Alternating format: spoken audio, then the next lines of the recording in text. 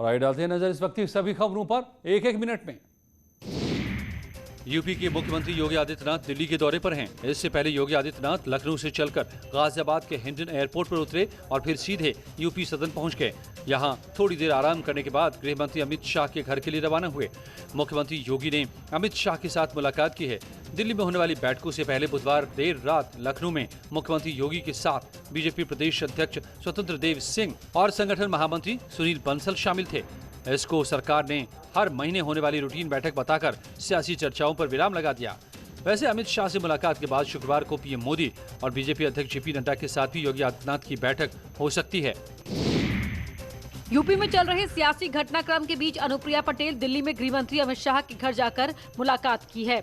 इस दौरान मुख्यमंत्री योगी आदित्यनाथ भी अमित शाह के आवास पर मौजूद रहे। तस्वीरों में देख सकते हैं कि अनुप्रिया पटेल का काफिला अपने आवास से निकलते हुए दिखाई दे रहा है, जो अमित शाह से मुलाकात के लिए रवाना हुआ था। दरअसल यूपी में कई दिन से सियासी हलचल तेज है। इस बीच दिल्ली दौरे पर सीएम योगी आदित्यनाथ के पहुंचने और अमित शाह के साथ केंद्रीय नेतृत्व से मुलाकात की खबरें भी सामने आ गई। लेकिन इस बीच अनुप्रिया पटेल के साथ अमित शाह की मुलाकात की खबर ने सबको हैरान कर दिया। अब एक बात तो साफ है कि बीजेपी आने वाले 2022 के चुनाव को देखते हुए सियासी रणनीति तैयार करने में जुट गई है। कांग्रेस से मोह भंग होने के बाद बीजेपी में शामिल हुए जितिन प्रसाद ने एक बार फिर से परिवारवाद पर हमला बोला है। देखा जाए कि देश में अगर कोई सही माने में राष्ट्रीय दल है और संस्थागत दल है जो वो है भारतीय जनता पार्टी। बाकी दल जो है पूरे देश में जहाँ भी ले लीजिए, या तो क्षेत्रीय हैं या व्यक्ति विशेष के इर्द गिर्द मंडराने वाले हैं, तो देश का भला नहीं कर सकते। इस मौके पर जितिन प्रसाद ने मोदी सरकार की नीतियों की तारीफ की है। इस दौरान यूपी में होने वाले चुनावों को लेकर उम्मीद जताई है कि जनता एक बार फिर से मौका देगी। कि ये 3-4 साल पर्याप्त, 5 साल पर्याप्त नहीं होते हैं। जनता फिर भारतीय जनता पार्टी को मौका देगी, अवसर देगी, ताकि जो कार्य शुरू किए गए हैं और जो आने वाले समय पे जो कार्य होंगे वो उनकी पूर्ति के लिए जनता पूर्ण विश्वास भारतीय जनता पार्टी पर। वैसे उम्मीदों की बात है, यूपी की जनता किसको मौका देगी ये तो समय बताएगा। लेकिन चुनाव से पहले नेता दिल परिवर्तन के साथ दल परिवर्तन करने लगे हैं।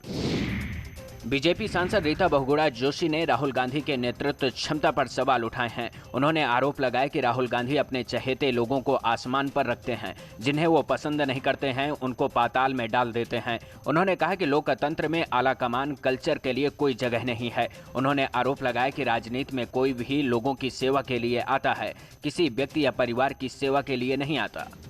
खास तौर से जब से राहुल गांधी जी के हाथ में आया, उन्हें कोई पसंद है तो आसमान में है, कोई पसंद नहीं है तो पाताल में है। जो मजबूत नेता हैं, देखिए, जब तक आपके क्षेत्रीय स्तर पर मजबूत कार्यकर्ता नेता नहीं होंगे, पार्टी कभी पनप नहीं सकती। अब आप एक श्रृंखला से देखिए, हुड्डा जी के साथ क्या हुआ, पायलट जी के साथ क्या हुआ, इतना इनके अमरिंदर सिंह जी के साथ क्या हो रहा है, कैप्टन के साथ, हेमंता जी के साथ क्या हुआ, मेरे साथ क्या हुआ, एक लंबी श्रृंखला है। सिंधिया जी के साथ क्या हुआ। यूपी महिला आयोग की सदस्य मीना कुमारी ने विवादित बयान दिया है। मीना कुमारी ने मोबाइल को बच्चियों के उत्पीड़न का जिम्मेदार बताया है। उन्होंने परिजनों से अपील की है कि वो बच्चियों को मोबाइल फोन देना बंद करें, क्योंकि लड़कियां घंटों फोन पर बातें करती रहती हैं। लड़कियां मोबाइल से बातें करती रहती हैं और यहाँ तक मैटर पहुँच जाता है कि उसको लेके भाग जाती हैं शादी के लिए। हाँ, मैं अपील करूँगी, घर वाले मोबाइल ना दें बेटियों को, और दें तो उस पर पूरी निगाह रखें। और सबसे पहले मैं माँओं को कहती हूँ अपनी बेटियों का ध्यान रखें।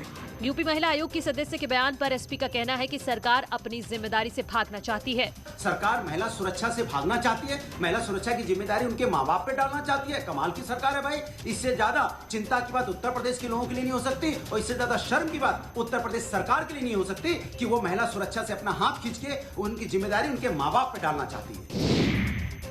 देश में कोरोना की दूसरी लहर कम होती नजर आ रही है, लेकिन मौत के आंकड़े अभी भी डरा रहे हैं। देश में पिछले 24 घंटे में भले ही तीसरे दिन में 1 लाख से कम नए केस दर्ज किए गए हों, लेकिन पिछले 24 घंटे में 6000 से ज्यादा मौत कोरोना की वजह से हुई। ये अब तक का मौतों का सबसे ज्यादा आंकड़ा है। वहीं यूपी में कोरोना का कहर थमने लगा है। सीएम योगी की एग्रेसिव ट्रेस, टेस्ट और ट्रीट की नीति का असर है कि अब पूरे यूपी में 700 के करीब केस आने लगे हैं। पिछले 24 घंटे में कोरोना के सिर्फ 642 नए केस आए हैं। रिकवरी रेट 98% पर पहुंच गया है। पॉजिटिविटी रेट घटकर 0.2% पहुंच गया है। यूपी अब तक 5 करोड़ से ज्यादा टेस्ट कराने वाला अकेला राज्य है। कोविड कंट्रोल का योगी मॉडल हिट रहा है। WHO के मानक से 10 गुना ज्यादा टेस्टिंग हुई है। आक्रामक कॉन्टैक्ट ट्रेसिंग से रिकॉर्ड बना है। योगी मॉडल पूरे देश में उदाहरण बन गया है। WHO ने यूपी में रोज 32,000 टेस्ट का लक्ष्य रखा था। यूपी में रोज औसतन 3 लाख से ज्यादा टेस्ट किए गए। ग्रामीण इलाकों में भी कोविड कंट्रोल देखा गया। आगरा में श्री पारस अस्पताल के गेट पर हुए तांडव को लेकर 3 एफआईआर दर्ज की गई हैं। पहली एफआईआर में श्री पारस हॉस्पिटल के संचालक और उसके 40 कर्मचारियों पर शिवसेना नेता ने एफआईआर दर्ज करवाई है। इसमें आरोप लगाया गया है कि श्री पारस अस्पताल के संचालक और उसके स्टाफ ने जानलेवा हमला करते हुए जमकर मारपीट की। दूसरी एफआईआर अस्पताल संचालक की तरफ से दर्ज कराई गई है, जिसमें शिवसेना पदाधिकारियों पर, मरीजों, तीमारदारों पर हमले का आरोप है। तीसरी एफआईआर पुलिस ने धारा 144 के उल्लंघन और महामारी एक्ट के तहत शिवसेना पदाधिकारियों पर दर्ज की है। 6 मिनट के 4 वीडियो वायरल होने के बाद बदनामी के शिखर पर पहुंचा है श्री पारस हॉस्पिटल, लेकिन अब इस मामले में एक नया मोड़ आया है और श्री पारस हॉस्पिटल के सामने मरीजों की शिफ्टिंग के दौरान जो जमकर तांडव हुआ था और मारपीट हुई तो उसमें कई लोग घायल हुए थे। तो इसमें 3 एफआईआर दर्ज की गई है न्यू आगरा थाने में। 3 एफआईआर दर्ज होने के बाद अब जो सबसे महत्वपूर्ण बात इसमें यह है कि श्री पारस हॉस्पिटल के संचालक और 40 कर्मचारी भी लपेटे में आ गए हैं, जिन पर सीधा सीधा मारपीट, हमले का और तांडव मचाने का आरोप है। देश के सबसे बड़े साइबर ठगी के मामले में उत्तराखंड पुलिस ने बड़ा खुलासा किया है, जिसमें ऑनलाइन 250 करोड़ की हाईटेक ठगी हुई है। देहरादून और टिहरी में दर्ज एफआईआर की जांच में पुलिस को पता चला है कि अलग अलग खातों में पैसे ट्रांसफर कराकर करीब 250 करोड़ की ठगी की गई और इस साइबर क्राइम के तार दिल्ली और नोएडा तक जुड़े हुए हैं। जिसके बाद उत्तराखंड एसटीएफ ने एक आरोपी पवन पांडे को नोएडा से गिरफ्तार किया है, जिसके पास से 19 laptop, 552 SIM card, 5 mobile phone और 4 एटीएम कार्ड बरामद हुए हैं। हमारे पास 3 कंप्लेंट्स आई है, 2 तो हमने साइबर पुलिस स्टेशन देहरादून अभी यहाँ दर्ज कराई है और एक टेहरी में दर्ज 3 एफआईआर इसमें दर्ज हुई है, जिसमें धारा 420 आईटी एक्ट और अनरेगुलेटेड डिपॉजिट ऑफ मनी के तहत भी जो है वो ये पहला ही मामला है ऐसा उत्तराखंड का, तो ये भी धाराएं हमने लगी हुई है और इसमें जो है ये पवन कुमार पांडे इसको अरेस्ट किया हुआ है। इस धोखाधड़ी में विदेशी नागरिकों के भी शामिल होने की जानकारी मिल रही है, जिसमें 8 चीनी नागरिक शामिल हैं, जिनके लिए केंद्रीय एजेंसियों आईबी और ईडी की मदद ली जा रही है। संभल में प्लाईवुड व्यवसायी से 1 करोड़ की रंगदारी मांगने का मामला सामने आया। रंगदारी मांगने का मामला चंदौसी कोतवाली के मोहल्ला रामनवमी का है, जहां प्लाईवुड कारोबारी शरद कुमार का परिवार रहता है। व्यवसायी का कहना है कि एक बाइक सवार आया, उसने गेट खटखटाया और 1 करोड़ की रंगदारी न देने पर अंजाम भुगतने का लिफाफा फेंक कर भाग गया। उसने मतलब लिफाफा अंदर डाल दिया, लिफाफा खोल के देखा तो उसमें 1 करोड़ की रंगदारी मांगी गई थी, जिसमें हमने एफआईआर दर्ज कराई है और सीसीटीवी फुटेज देख रही है पुलिस। पीड़ित व्यवसायी ने इसकी सूचना पुलिस को दी। पुलिस ने केस दर्ज कर जांच शुरू कर दी है। पहुंचकर गहराई से जांच की गई और एक संदिग्ध युवक को हिरासत में लेकर पूछताछ भी की जा रही है।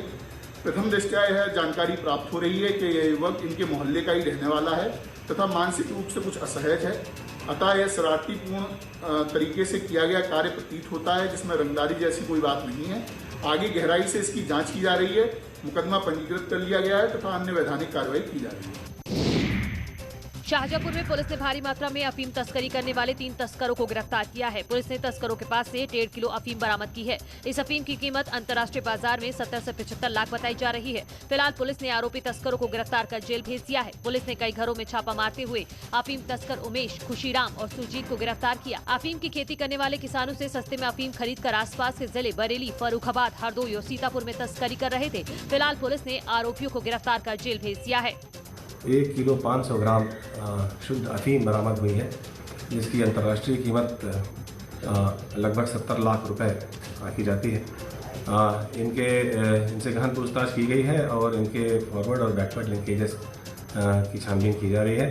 इनके विरुद्ध संगत धाराओं में थाना जलालाबाद पर अभियोग पंजीकृत कर इन्हें जेल रवाना किया जा रहा है। आजमगढ़ के दलाल घाट इलाके में सेक्स रैकेट का खुलासा हुआ है।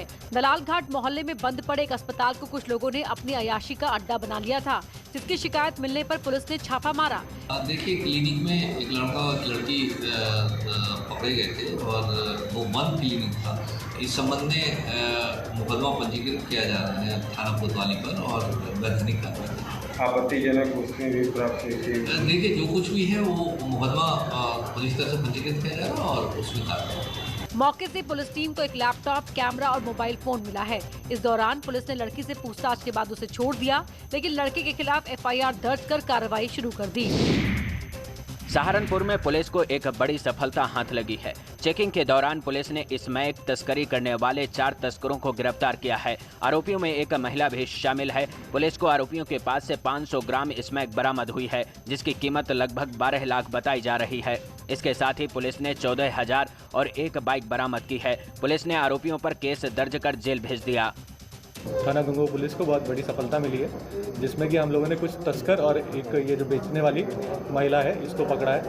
ये महिला के पकड़े जाने पर महिला ने कबूल किया कि जो साथ में तस्कर थे ये इसको स्मैक सप्लाई करते थे और वो यहाँ पर बेचने का काम करती थी। इनके पास से करीब 500 ग्राम स्मैक बरामद हुई है।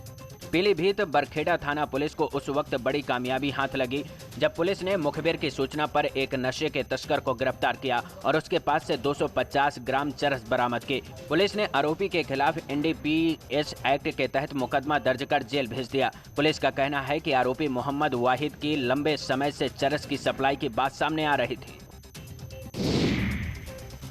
नेटवर्क 18 फेडरल बैंक संजीवनी गाड़ी देश में कोरोना प्रभावित इलाकों की यात्रा कर रही है। वैक्सीन को लेकर जागरूकता लाने में सहयोग देकर आप भी हमारी मदद कर सकते हैं। आपको दिखाते हैं आज संजीवनी की गाड़ी किन इलाकों